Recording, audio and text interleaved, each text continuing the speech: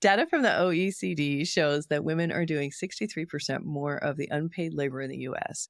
And this contributes to the busyness trap that many of us find ourselves in, both in work and at home. I'm fascinated how our culture contributes to this so that we can find sustainable solutions to get out of this busyness trap and burnout cycles that so many women find themselves in. You are going to want to stick around for this discussion with two amazing women who are experts on this subject. We will be talking about the issue through a lens of cultural history and race to uncover the social influences that we need to work against if we want to make progress. I'm Jill Avey, a career success coach, and this is SisterSmart Leadership, the show that explores how women can rise from director to vice president and beyond by fully leaning into their feminine energy as their biggest advantage. Let's get you one step closer to the recognition and promotion you deserve. It's been proven that companies prosper more when diversity increases, and I am working hard to support women in the workplace so we can improve gender balance. Yet the workplace isn't the same experience for all women. In fact, white women are at a distinct advantage in terms of promotions, pay, and dealing with microaggressions. When we can understand how our experience is similar and different than women of color, we can work together towards a future where all women can rise to create a truly diverse workplace that creates prosperity for all.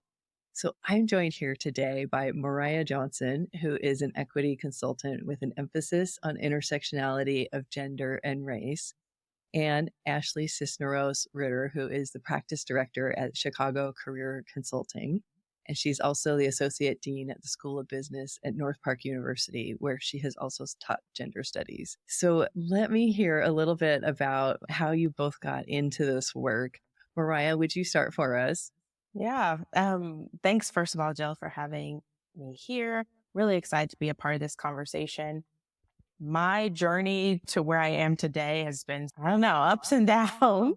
In many ways, I didn't expect where I would end up as far as an equity consultant, but it's been so informed by my own positionality as a Black woman, my research and scholarly interest in race and education and organizations, and just trying to understand why these inequalities persist and what it looks like to find those leverage points that really create meaningful change. It's a part of the larger movement and conversation around diversity, equity, inclusion, which is really popular right now. And many organizations and companies are trying to transform their organization and their culture in a way that integrates these principles of diversity, equity, and inclusion, or belonging and accessibility. But to do that, you have to be willing to examine those small details about your company and your culture structure as far as what is perpetuating the things that we see in society as far as inequality, but in the microcosm of our organization. So my journey has been examining universities as they try to engage in this work, but also government agencies and small, medium, and large organizations. I've been working now as a consultant informally for almost a decade, but formally for the past 5 years, some of that work with Ashley. So happy to be here and share some of what I've learned on my journey, both personally as a Black woman in the workplace, but also professionally as a consultant doing this work. Thank you. And Ashley, please Yeah, give us a little of your background as well. sure. I think part of my story even begins just within my own identities. So I was the first person in my immediate family to go to college. I was raised by both my mother and also my grandparents, and my grandfather is Mexicano. And my grandmother descends from Irish immigrants. Within me, I have multiple identities, both of culture, race, and class. And so when I came into the workplace or went to university, I sort of immediately could feel these intersections at play, but some of them, based on how I show up, were a little bit invisible. And so part of what I think has drawn me to the work of wanting to see workplaces create healthy ecosystems for people is even just my own experience of trying to navigate so many of the workplace norms that perhaps were set by people previous to my arrival there. And so I think one of the things that I really love is being able to dive into that conversation, both through an academic lens, but also a practitioner lens in my work with clients and with teams. So that's a little bit about me. Yeah, fantastic. Let me put a question out to you both to start. I was talking a little bit about unpaid labor when we first started today. And how does that play out in the workplace? And the statistics are that women in general do a lot more unpaid labor. And that might be taking notes in a meeting. It might be doing the dishes. It might be planning the company party. What other things have the two of you seen when it comes to unpaid labor? In my work, a lot of the unpaid labor is around joining initiatives like the DEI initiative or leading employee resource groups. These more non-technical work related work, the feelings and emotional work, emotional labor of dealing with bias and inequality in the workplace, but not really even on the meaningful levels of pay gap or the session planning that is diverse and inclusive, but really around culture and things of that nature. And I think that there's this association of thinking about DI work as feelings-based work. That's like the softer, lighter side. And inadvertently, that work becomes feminized and becomes a part of the work that women in the workplace do, specifically Black women or women of color, end up getting handed that work. And again, it's not paid. It doesn't lead to more promotions. It doesn't reflect favorably in your evaluations. It's just extra work that you're doing. And sometimes because you're really personally invested and committed to that work, but sometimes it just gets thrown in your lap. And so I've worked in those organizations with people doing that work. And oftentimes they're either middle management or they don't even have that much power in the organization to create the policy level and really impactful change around what it would mean to create a more equitable or inclusive workplace. But they have the extra labor, again, without the meaningful, powerful to shift change and make change there. So that's a lot of the unpaid labor I end up seeing in my work. And I would add that on a surface level, I once had a mentor say to me, Ashley, never bring the cupcakes to a meeting. And I said, that's hard. So part of my background, I grew up in a family business, a family of entrepreneurs, and we had a cake baking company. And so I was like, but I love making cupcakes. Cupcakes. Right. So it's not literally like I still bring the cupcakes. I love to bake. But it was a reminder of don't take the path of least resistance. Sometimes that even unintentionally, folks will look to a particular person without even recognizing the bias that they're having about assigning a particular duty to them. And that's something we have to bring into more of our own conscious awareness. So that's a little bit of what I've seen with that. Can I add one thing to that? Absolutely. One thing I've seen and discussed with people is how often they take a family dynamic and bring it into the workplace. Oh, yes. And when we integrated, we can talk about racial integration, but when we integrated gendered work or gender-based work and women started being more involved in public workspaces, what happened is men were still thinking of women in terms of you're a woman and in terms of how I think about my wife or my sister or my mother. But I need you to think about me in terms of my work. I don't need you to play to the fact that I'm a woman. And when we're at work, I just want to be your colleague who is qualified and informed and intelligent and knows what she's doing. I don't need you to be opening doors for me or being polite for me in a certain way or bending to these gendered rules that you honor in your own household or in your personal life. That's fine there if you agree to that dynamic. But in the workplace, it's so much more important that we step outside of the gender performance that we're so used to and we've bought into so much. I had one mentor when I was doing my research for my leadership program. We were talking about how women can seem aggressive when they come off too strong.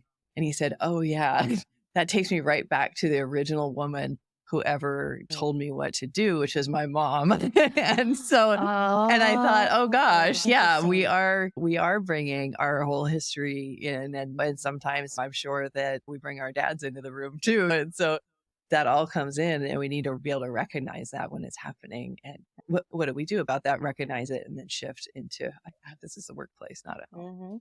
Absolutely. Yeah. And I feel like one of the things that happens with women is we just keep working harder and trying to balance it all. There's a lot that plays into this piece. I call it the busyness trap, but there's so many different influences that keep us just doing more and more. Yeah, I think I'll jump in there with that one because I was thinking about this just this morning. So with what Mariah was saying just a moment ago, like we want work to be work. One of the things I observe both in workplaces and also with clients is that sometimes women come into work and they've taken that to mean now I need to meet whatever the norms are here. I need to meet the standards. I need to, quote, leave my home at home, leave my baggage at home, right? And part of what we have to recognize and start saying out loud is that the norms that were created in the workplace previously were built around a different society, right? Many of them were very patriarchal in nature. So we have equated in our heads professionalism with patriarchal norms, and that's not the case. So when we say, oh, we want to be at work and we want to be seen for our competency, that doesn't mean we aren't seen as a whole person, because that's more of the kind of workplace we need to see in general for however someone identifies their gender. So I'll give you an example. In some workplaces, I even have said this, I like to hold a high standard of excellence, and absolutely we can do that. But sometimes we've taken that to mean that nothing can fall through and it all has to be done to a perfection level. And when we do that, we actually create a dynamic of overwork. So I see this over and over again, a lack of systems in the workplace to support people. And so we see people working not just a certain number of hours, but way over what is actually good for human wellness. Mm-hmm. And we've normalized that. We've said, that's okay to do. You got to put in your time. And we can look to so many examples. You can Google right now, Mayo Clinic, and see what are some of the symptoms of stress, of burnout. These are actual physical symptoms in the body. So part of what we have to recognize, particularly for the listeners, if most of you might identify as women, part of what we have to recognize is that we can't just jump into that and keep that cycle going. We have to find the points of influence where we can start to shift what is normalized. So I'll pause there. I've got more examples, but I want to hear what my colleague has to say. No, that's a great point. It's funny because we can say there's so much work to be done, so I always have to be working. Or we can say there's so much work to be done, there's no point in always working. And that's been my mindset shift. Because I have so much work, I can come back to it tomorrow and I can continue moving on with it. But it is a mixture of the type of work environment that's been created, and it's fast. Everything's fast. Deliverables need to be produced quickly with perfection and high quality and everything like that. And so I really think it's valuable in the work I do. Incorporating reflection and pauses is such an important part of my work. When we keep going and we move so fast, that's when we make the most mistakes. And that's where we reproduce inequalities and we reproduce norms that are just familiar to us, because we're not stopping to actually reflect on any harm. And we're not stopping to reflect on what needs to change now that the workplace demographically looks so different, right? If you don't do that, then you're going to get trapped in this business trap, and you're going to get trapped in these cultures of harm and these cultures that reproduce inequality. And so truthfully, there is a lot of work to be done. So go ahead and decide that at 6 p.m. at night, we stop the work and we pick it back up at 9 a.m. or 10 a.m. or however your work schedule is organized. Put down the work. I also will just add too that I work with folks in a variety of different industries. I recognize this looks different in different spaces. What comes to mind is I have some close friends who are in the medical field. And so many of us have the luxury of being able to say, no one's dying. They may not have that luxury. Right. There is difficulty based on your space, but that doesn't mean that we can keep doing what is not humanly possible, right? So we have to have some movement toward a more sustainable work life. And some of this is on the individual and some of it is on the organization. Right. I would say most of it's usually on the organization, truthfully, because the individual is responding to the organizational culture that they are in. But we also influence each other. It's a symbiotic relationship. So we all have to examine where our sphere of influence is and the risks we're willing to take. So just to give an example of what I've done sometimes on teams, and when I'm encouraging other teams based on what Mariah said about pauses, operationalize these things once a month in your meeting. Maybe instead of just talking about business as usual, maybe it's a known thing among your team. Hey, we take an equity pause once a month to specifically, and hopefully we're doing it every day, but to specifically say, what are we moving really quickly on that we just need to pause and notice and start to identify a potential new pathway of dealing with that issue or that problem. This is something that you don't have to call it an equity pause. It could just be an organizational pause. And where are we out of alignment with both our own personal values, but also our organizational values too? Yeah, I love that, Ashley. And I think it's such a great practice when you're able to leverage something you're already doing. Instead of adding another meeting to the calendar, just go ahead and use that meeting that's already in your calendar.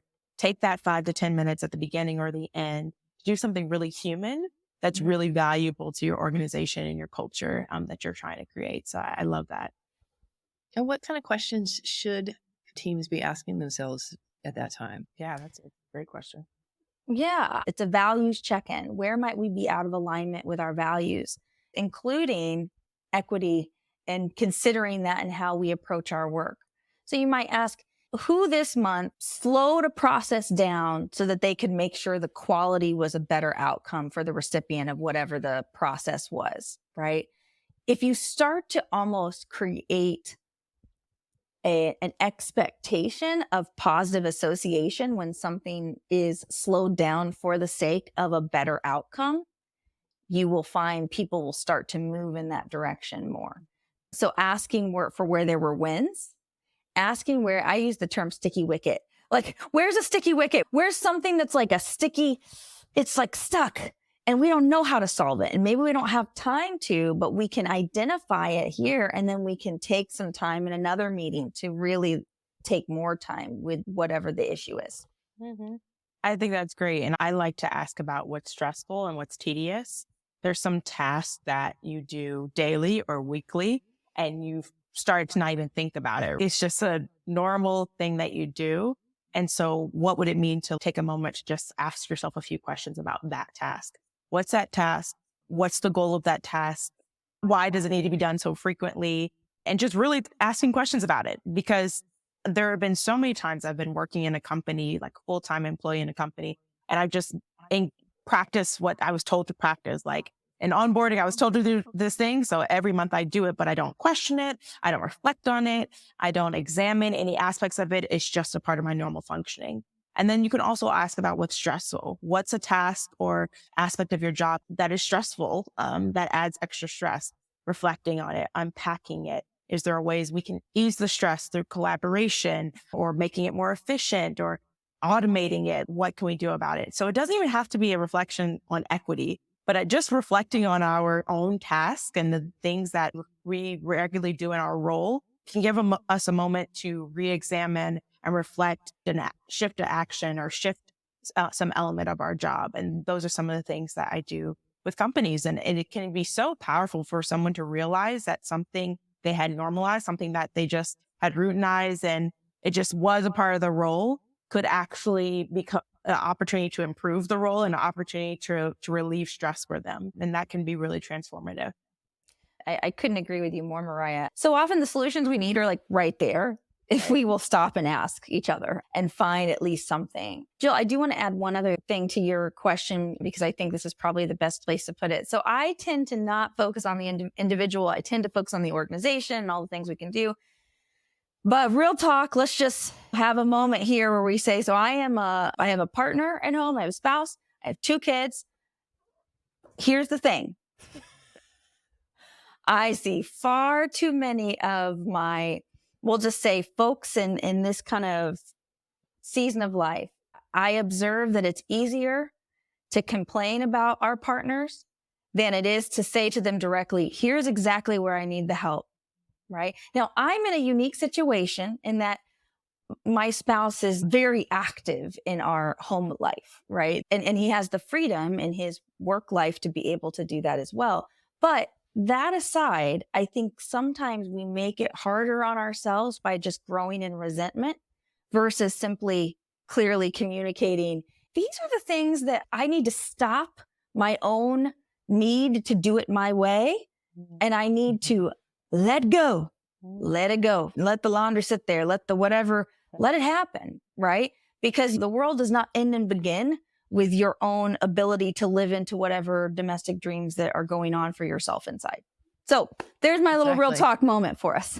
I love it. Great I point. tell you, it was a journey for me when my husband started doing the laundry, and I had to let go of what I thought it should look like. And sometimes we have to replace things more often. And that's okay, because it's the same thing as when we delegate to our team at work. We have to accept that things are going to get done in their way and not necessarily our way. And sometimes that's better. And sometimes it's maybe not the way we would do it, and we see a potential for improvement, but it's embracing what everybody's bringing. Yeah. Oh, embracing what everyone's bringing. I do wonder if there is a role that gender plays in like management style, as far as micromanaging versus a more flexible hands-off management style, because I have experienced that need for things to be done, particularly like the way that I want them, X, Y, and Z. That's extra work for us too, right? We're overworking ourselves by not trusting our teams to do things and not allowing their own style for how we get it done if the quality is there, right? Because some things are about quality, some things maybe about the client need or perspective, and some things might just be your own stylistic preferences that don't actually matter to the quality of the work and add extra labor to you. For what?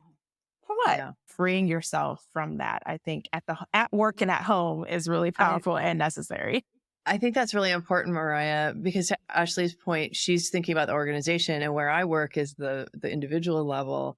And so I see that this happens a lot, that we know as women, and for women of color, it's even more important that we know that we have to be better. We know we have to have higher quality. We have to have everything ticked and tied. We have to know our data, because we are going to be questioned on it and we are going to be doubted. And so I think it's very, very hard for people to automatically know where to stop.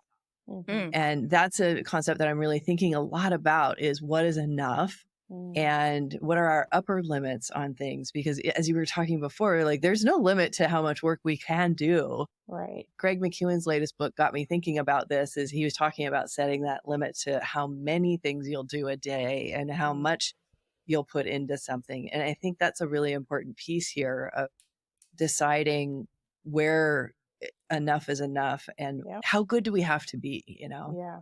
And I think that's about prioritization and clarifying expectations even.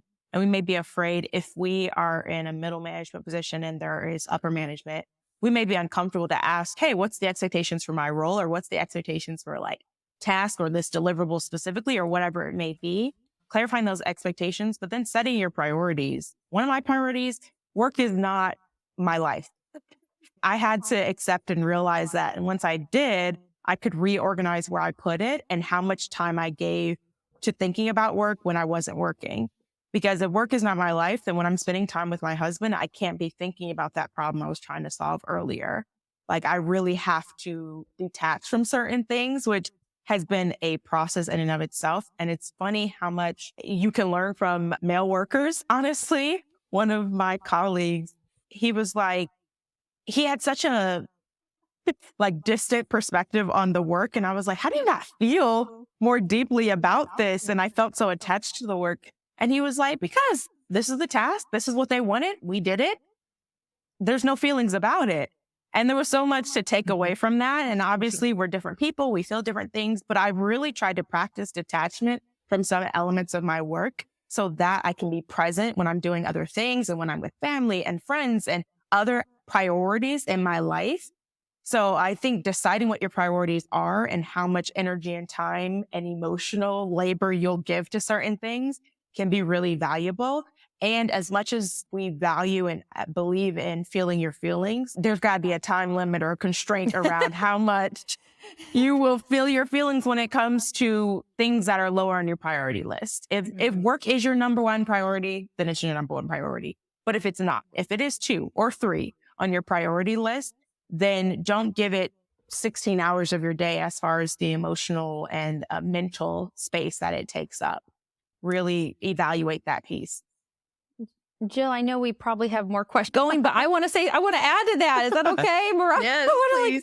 Well, I think you brought up I'm liking this idea of us talking about the mental labor that happens outside of work. Part of what also goes on too is that we're engaging all day long with a set of physiological responses to stimuli at work. And we all have a different, we'll say, neurological profile. Now, I'm not a brain scientist. I'm not here to express that kind of expertise. But what I can tell you is it's very important to recognize what are your stress signals during the day, and then how are you managing those when you're not working. Part of what we don't realize is that sometimes by solving problems at work or getting things done, we get a real nice, strong dopamine hit from that, like checkbox, boop, and it feels good. And we get somewhere else and we're like, I don't want to stop that. So our brain actually starts to want that feeling over and over. And what can happen is we easily can put ourselves on the pathway toward the busyness trap, simply because it feels, believe it or not, and everyone's going to say it doesn't feel good. But if you start to notice there's something in it that you're getting something out of that. Part of my neurological profiles, I have the ability to, or Mariah was talking about neurodivergence earlier, I have the ability to hyperfocus. I can go deep on something, big time. And so when I'm solving a problem at work, I'm going to go like a deep sea diver. I'm gone 48 hours, boom, I'm going to go into it. That's fine. But if I'm doing that all the time, if there isn't a coming back up for air, if there isn't a way that I'm stepping off of that kind of treadmill, my body is not resting when I'm outside of solving that problem. We have to notice when we're continuing to do that mental labor. I just wanted to share that it's, if you want to look, if you want to, Mariah's snapping. If you want to look more into some of that, you can look into some of what the Nagoski sisters have put out on some of their material on burnout. Fantastic. Yeah. I think there is a real emotional component to why we do what we do and how much we're working and how much we're taking on, and the perfectionist tendencies. People pleasing is also another big one that comes in here, of wanting everybody to like us and be happy with our work. And this speaks a little bit to Mariah, what you were talking about that letting go. It can feel funny to let go because, how do you let go at the end of the day and not worry about whether you did a good enough job or whether it was enough, or, there's a lot of that happens. Yeah. And so we've been talking about this busyness trap a lot. And Mariah, I'd love to hear more from your perspective about how intersectionality plays into the busyness trap. And if you could define that first for us a little bit and then go into a little more in detail for us, that'd be great. Absolutely. And I just have to say, intersectionality is probably one of my favorite kind of theories, probably because it was the first one I read. I was like, oh my gosh, this is my life. This is my experience. And then be able to see it in all of the work that I do. So first things first, crediting who came up with or who coined the term. Kimberly Crenshaw coined the term intersectionality. She's a Black woman. She's a scholar. If you've heard the concept of critical race theory, she also developed that or co-developed that with some other legal scholars. But her work around it was really assessing how Black women and women of color's experiences were made invisible by the legal structure and lack of acknowledgement of how race and gender impact your experience in the workplace. And so she was studying a case, and the case was from the 60s, and it involved a really big company who had laid off a bunch of Black women workers. And they had a class lawsuit against the company, and the court said that they had to argue for either race-based discrimination or sex-based discrimination to prove their case. And they argued for race-based discrimination. And when they did, the court found there was no validity because Black men worked at the company still. So how can it be race-based if there are Black people or Black men who still work at the organization? And then when they argued for sex-based discrimination, the court found their argument invalid because white women still worked at the organization. These women work at the organization. How can it be sex-based discrimination?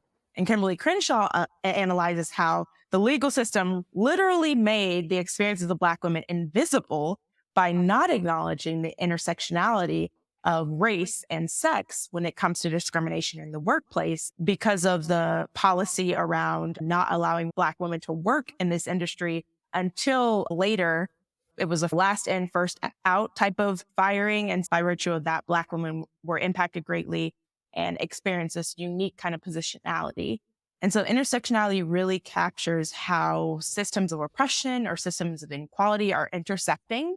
It's not just about being Black, or it's not just about race. It's about gender. It can be about class. It can be about even religion.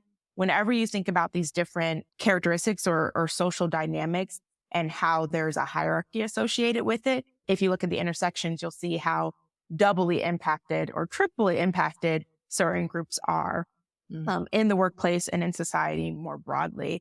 And so when we're talking about the busyness trap, we've talked a little bit about the impact to women of color, but diving a little bit deeper into that, in the workplace, women of color are paid less than white women and men, but women of color are less likely to be promoted.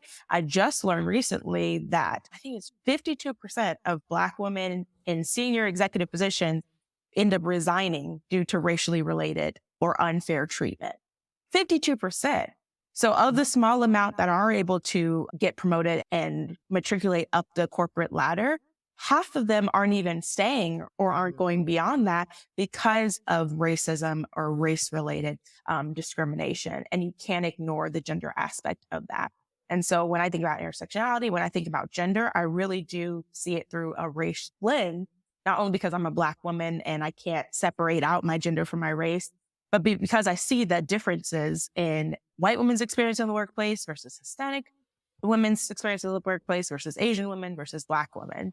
And those differences are so important to acknowledge when we're thinking about how do we create cohesive and collective action that benefits all women. We can't just use a blanket approach. We have to look at those intersections of race, of class, of language, of education, of all these different characteristics. So that's a little bit about intersectionality. I can talk so much about it because it really is just a really powerful tool, a really powerful analytical tool for understanding what we're seeing in the work. Can you give us an example of how we would use that when we're trying to make a change in our corporate culture? Yeah, absolutely. And we'll talk a little bit about it. But in my work, when I do equity audits, it can be really interesting because oftentimes companies will give me some of the data they've already collected. And they'll say most of our employees, let's say 82% of our employees, report no discrimination and positive treatment and all of these things. And they give me this very quant kind of a approach to assessing these things. And when I ask for greater detail around the gender differences or their race and gender differences or a breakdown of that information, they either won't have the data because they didn't collect it. Or when they do, I see that white males are the 82%, make up the 82% saying things are fair, things are fine. And so when we don't split things up by race or gender or use that intersectional lens, we miss the problem areas and opportunities for building solutions, right? So then if you are able to look at that other 18% and see that it was mostly women, it was mostly people whose English is not their first language, or it was mostly Black women, it was mostly people who haven't been able to be promoted, then you can have conversations and you can start to ask what's going on there. Instead of just saying the majority of our employees experience positive treatment, we can say the majority of women and women of color employees do not experience positive treatment. And what does it look like to begin to build solutions that center the groups that are most impacted negatively by inequity in our policies or our programming or our promotion and things of that nature. So that intersectional lens really helps you to actually see what's going on versus making blanket statements and usually in favor of the company and their culture. I'd love to add another example that I see as well.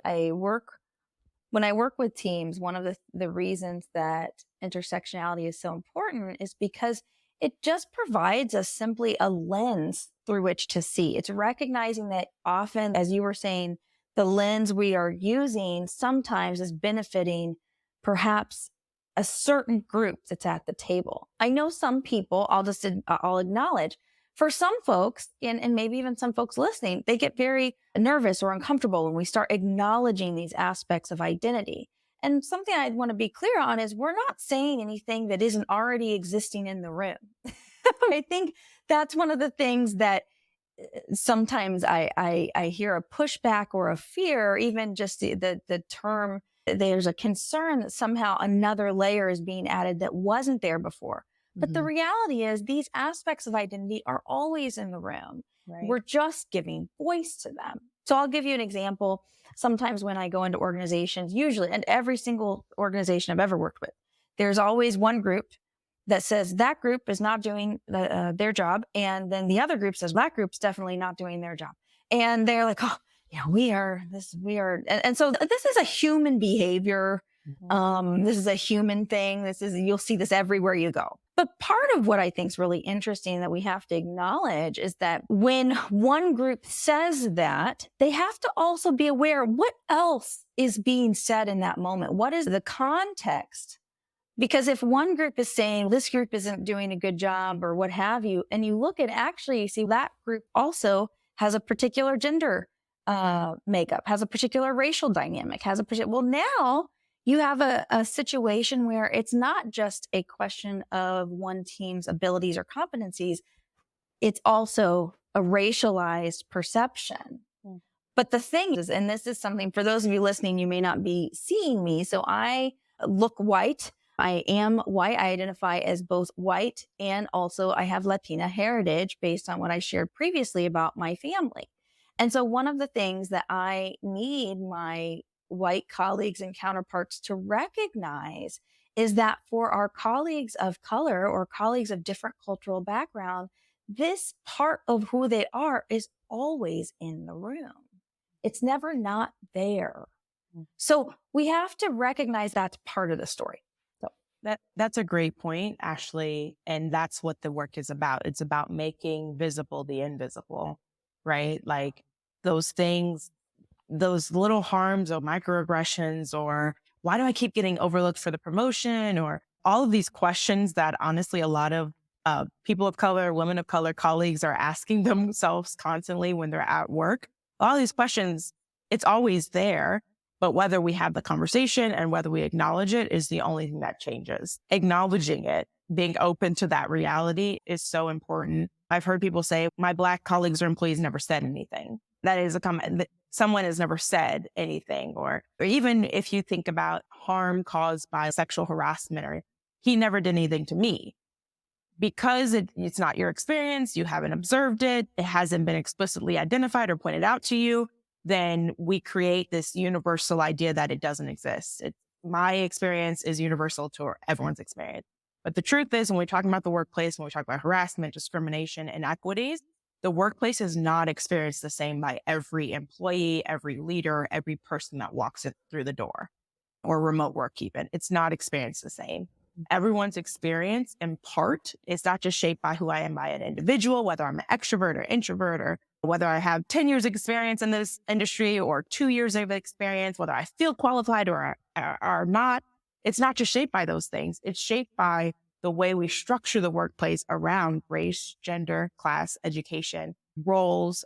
All of those things are really informing how people feel, what it feels like to do the work.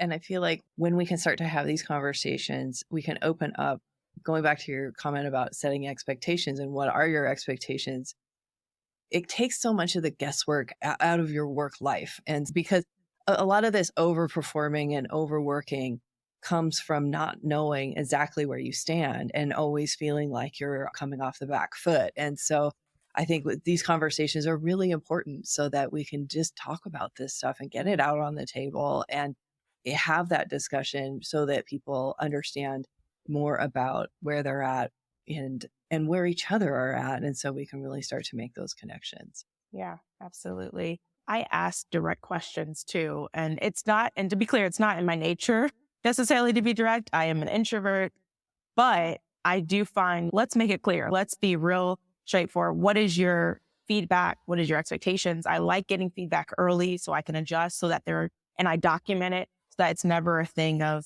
you never told me that. I have written what you said about my performance. I have written down the feedback I've been given because I have found that I'll receive feedback and then at a 90-day evaluation or annual evaluation, something else will be brought up and I'll be like, interesting, because I asked you for feedback multiple times. I wrote down that feedback and it's inconsistent. And so things like that, I think, again, is very much a part of the experience for women of color. And so documentation can be your best friend when dealing with kind of the inequities and the unconscious bias of even our leadership within the organizations that we work.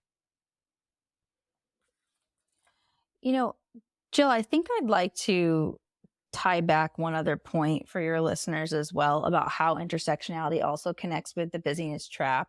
One of the things I think is even a really important realization just to have for yourself is to recognize that the option to fall into overwork or to cultivate a culture of overwork is in fact its own form of privilege, right? And I'm referring to a variety of different kinds of privileges, but specifically economic privilege, perhaps racial privilege. I'll just give you an example. I think we have to recognize what the historical financial dynamics, how that plays a role in the roles people have to carry in their life. To our point, now this is not true for all of my colleagues of color, all of my colleagues who are Black women. This isn't true for all of them because there's never any group that you can qualify like that. But I think it's an important note to say, if you are someone who is able to work 70, 80 hours a week, there is someone else in your life taking care of a lot of other things. That is not a privilege that is afforded to everyone, right? So again, I think part of what, and for those of you listening who are the directors, the vice presidents in places, this is where I think we need to see the different needs people have in the workplace. Sometimes when we move into those leadership roles, it gets we're a little nervous to make changes, right? We don't want to be perceived as making too many changes. But I'll just give you an example. I for my own parental leaves, I worked for a very small startup nonprofit for one of my leaves, and they were very gracious, and at least in the context that we're in, and gave me a paid 12 weeks, and that was great. And then for another place that was slightly larger, still didn't have a lot of resources, but they were slightly larger, I had 3 paid weeks. 3. Wow.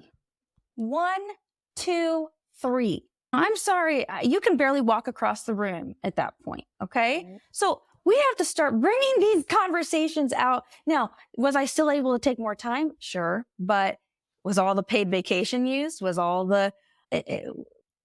And again, I think... And not everyone would have been able to do that. Not everyone can do that. So I think, again, the reason I want to point out how intersectionality connects with this busyness trap is that one of the best things that each of us can do is start to stop contributing to a culture of overwork and start creating actual more human expectations on everyone, because that's where we all should be. The overwork culture is something that is ironically relegated to just a few. And that's where then again, you see the promotional pathways for that group of people as well.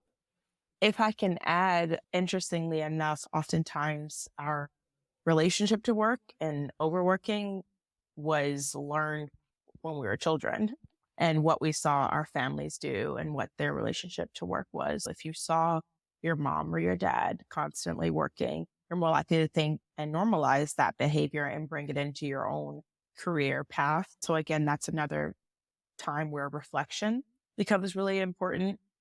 I feel like it was in a training we did or work we did together, but maybe I'm misremembering. We've done a lot of things. But getting people to start thinking about their relationship to work and the culture of work that they have and beliefs around work that they have, and reflect on that and why that is, and if that's what they want. Maybe it's something I've done with one-on-one clients. But no, it's familiar. We talked about beliefs about work. I think that is I think we just as an organization, we take our clients through what are your beliefs about work, and what are your behaviors coherent with your actual beliefs? Yeah. And all of that, even thinking about family dynamics, like all of that, I tell my husband, I'm newly married, but we talk about what we saw in marriage growing up and different things like that. My mom was a stay-at-home mom and wife, and my dad worked and was able to matriculate and become a higher up exec in his company because of all the labor my mom did at work. And when I got married, I started just doing what I saw my mom do, but wasn't realistic because I worked. It wasn't realistic for me to cook meals. My mom cooked meals and cleaned and did everything and homeschooled and raised 7 children. So she was doing everything, right? And I tried to do the same thing. And like for the first 3 months of marriage, I stopped and talked to my husband. I was like, I can't do this. That's just not realistic. And he was like, I never asked you to do it. I was like, I know. But my own beliefs about what a wife does this is good. was my default. It was just my default. And so reflecting on my new role as a wife, reflecting on my other roles as well, can be such a powerful tool in helping me to decide what I want to be as a wife, as a person, as a consultant, as a Black woman in this space. Like all of those things, you can think about the different roles you play and the different identities you hold and make a decision, a conscious decision about what you would like to, who you would like to be in that role or how you would like to perform that role. Because if you don't make a conscious decision, your default will be what you saw, whether you saw it growing up or in college or in your first job, wherever those significant messaging was coming from, you will default to that. And so I think it's really important that we stop and reflect. I think critical self-reflection is a powerful tool in this work. That's such a good point. And I was raised by a single mom. I similarly saw like a got to do everything, right? This is a really good point. And if like you, Ashley, if you have a partner that is willing and able to do other stuff, it's so wonderful to sit back and let that happen versus run around. Even today, I was like, I told my husband, I have a mentally busy day today. I have the podcast and a few meetings, X, Y, and Z. And he was like, okay, I'm going to make breakfast. And what can I do to support you? And having that allows me to do what I'm doing and allows me to do things I enjoy and I'm passionate about and things like that. And I get that's a privilege too. Not everyone has that. And it's a new privilege that I have, but I'm really enjoying. So highly recommend. Good for you. Yeah, that's fantastic. And so to bring all of this into our companies, Mariah, you do what's called an equity audit. Can you tell us more about what you do in that work? So how the solutions that we can bring into the companies. And speaking of work that I love working with organizations and companies who are interested in change. They want to see what's possible. How do we do this stuff? And it usually starts with, again, reflection. Now, whether that's, I encourage you to do self-reflection, which I do, or reflecting on your organization. That's a part of the equity audit. I was just working with an organization. I just submitted their equity report that comes out of the audit that I do. But it started with looking at their policies. I even usually do a website review because that's who you say you are. So let me take a look at that. Let me talk to staff of different levels of the organization. What's their perception of the culture and who you are and what you do, your values, your behaviors, how you interact and treat people at different points of the organization hierarchy or the organization chart is really informative about who you are as an organization. So looking at these different things, policies, program, how you behave, talking to those people are really important parts of the audit. And then at some point, I'm usually talking to you through which equity framework makes sense for your work. So one organization came to me and they were like, we want to use the JEDI framework. So that's justice, equity, diversity, inclusion. After looking through their programming, I was like, it seems like you already practice diversity, equity, inclusion, and belonging. Is that a framework you'd be interested in leaning greater into, or would you like to lean into JEDI? And the reason that matters is because JEDI is a more systems-focused equity framework. And by that, we're talking about policies, we're talking about laws, we're talking about systems. Belonging is more so human-focused. It's about how does it feel to be present in that place? Are you able to be yourself, show up as yourself, things of that nature? And they decide they wanted to lean more into belonging. And so once they made that decision, I was able to tell them where they had alignment and misalignment and make recommendations to close that gap. So that was some of the first pieces of work we do. And one thing, stages I like to take organizations through if they're willing to go through the process, it's starting with awareness and education. Some people don't have that awareness. So how can I bring awareness and education? And then it's getting them to engage in equity practice.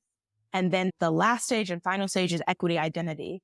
Every organization has to decide what their equity identity is. How is they going to become a part of who they are, what they do, a natural outpour of all those things. Because my big thing as far as sustainability in this work is not increasing your trainings on equity or not increasing your work, but transforming how you do your work and getting you to examine and reflect on how you do your work and how you can incorporate and embed equity into that. And so once I get them to that stage of equity identity, they're saying, this is who we are. And it informs everything we do from here on out. That's how you get to sustainability. And so that's some of the work I could talk about it forever because I really do enjoy the work. I really do enjoy doing the work. And when you get an organization that really wants to do it and go through that journey, it's just so much fun. That's some of the work that I get to do. Yeah. Thank you so much. This has been such a great conversation. I really appreciate you two coming on with me today. I always like to give our listeners 3 shifts that they can make today, either mindset or actions that they can take. What are 3 things that we could suggest for our listeners today? So the 2 I have, they really are mindset shifts, but they can look like practices. So one is critical self-reflection. I think that reflection not only is not natural in the current work environment because of how quickly we move, which we've been talking about throughout this entire conversation, but because we just become routinized and we just become entrenched in our daily routines. And so pausing and reflecting can be a powerful opportunity to consider what shifts you want to make. How do you want to transform the work you do? How you want to show up at your workplace? How you want to show up at home? How you want to address busyness and reducing those things that just aren't necessary? Reflection is really important to that. Number 2, and this can be a part of your reflection, is asking who benefits and who is harmed. If you are in a position of leadership, asking this can help you be a better leader as far as thinking, I'm benefiting from women of color doing extra work, but are they harmed by this task that I've just given them for Black History Month or for Women's History Month or whatever additional labor that you're observing from the people that work within your organization? And if you're not in a position of leadership or there is still someone over you, asking in those meetings where you take on more or where you don't speak up and share your perspectives, who benefits and who is harmed? And so I think that's a really important part of the reflecting, but it's a certain type of reflection that can get us to answer our own questions about what we need to be doing, right? I don't need to tell you what to do, but I can give you some encouragement of what to consider. Great. Thank you. Mine is from what we were discussing with intersectionality to recognize, and this is primarily for those listening who identify as primarily white, recognize that race is always in the room. It's never not. And that goes with any aspect of identity. People, who we are, the aspects of our gender, our race, our class, these things are in the room. So let's go ahead and take that into account and consider how that plays a role in your relationships and what kind of awareness do you want to bring that into for yourself and how does that inform how you lead. So that's 1, it's always in the room. And then 2, and this is for the individual. So the first one was more organizational. This is individual. I had a close friend once say I was giving empathy for something that they had to make a decision about work that was very hard for their family. I said, you must have not had a choice. And she said, you know what I've learned? You always have a choice. And for those who are listening, I just want to bring your locus of control into your awareness. As we were talking about the busyness trap, I want you to notice where in your life are you ruminating on something that really ticks you off or makes you mad or you're working super hard at and no one sees it. And I just want you to recognize where in that situation do you actually have a choice? Because I hear that over and over again from folks. I don't have a choice. I don't have a choice. There are many things that keep us from having choices, but we have to find wherever our sliver of power is in that situation. And too often we give that up too early. So recognize, what do you actually need to be well, and take ownership of that choice. Wonderful. Thank you. Thank you so much. So I would love, if you're listening to this on YouTube, I would love to hear in the comments which part of this conversation you like the most or what has inspired you. And if you'd like to hear more about the Sisters in Leadership process of how we help women to be more successful in the workplace and how this might work for you, download my private podcast on the 7-Step Passport to Promotion. It's on the SisterSmart.com website, and the link is below in the show notes. And if you want to dive deeper into women's leadership and how to move up in your career, subscribe either on YouTube or wherever you listen to your favorite podcasts. I'm on a mission to help more women get into leadership and stay there. And if that's aligned with you, I'd love for you to be part of this community and tune into more episodes on Sister Smart Leadership that will support you in becoming the leader that you want to be. If you're ready to fully lean into your feminine leadership and get promoted from director to vice president and beyond, hit that subscribe button so you'll get all the episodes to come. And check out the recommended video here to see how women are rising up without playing by the old rules that built these male-dominated industries and systems.